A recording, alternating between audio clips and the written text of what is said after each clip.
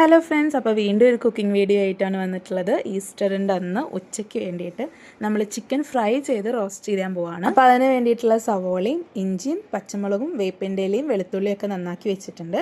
അത് കഴിഞ്ഞിട്ട് നമ്മൾ കുറച്ച് വെളിച്ചെണ്ണ ഒഴിച്ചിട്ട് ഉപ്പും മുളകും എല്ലാം കൂട്ടിയിട്ട് ഇന്നലെ തന്നെ മസാല തേച്ച് ഫ്രിഡ്ജിൽ വെച്ചിട്ടുള്ള ചിക്കൻ എടുത്തിട്ട് വെളിച്ചെണ്ണയിലിട്ടിട്ട് ഫ്രൈ ചെയ്യാൻ വേണ്ടി വെക്കണം.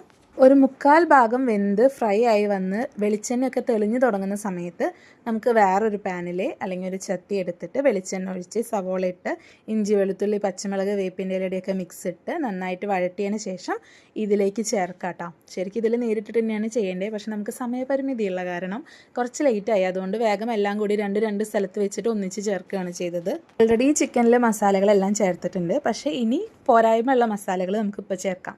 അപ്പോൾ കുറച്ച് മഞ്ഞൾപ്പൊടി, മുളകും പൊടി, മല്ലിപ്പൊടി, മസാലപ്പൊടി ചേർത്തിട്ട് നന്നായിട്ട് ഈ കൂട്ടൊന്ന് മിക്സ് ചെയ്തെടുക്കണം. അപ്പോൾ നല്ല ഫ്രൈ ആയിട്ട് വരണം, നമുക്കതിന് സമയമില്ലാത്ത കാരണമാണ്. അപ്പോൾ നമ്മൾ ടൊമാറ്റോ കെച്ചപ്പും കൂടി ചേർത്തിട്ട് ഫൈനൽ ലുക്ക് കംപ്ലീറ്റ് ചെയ്തിട്ടുണ്ട്. കുറച്ചും കൂടി നന്നായിട്ട് ഫ്രൈ ചെയ്തെടുക്കുകയാണെങ്കിൽ നല്ല കിടിലനായിട്ട് കിട്ടും.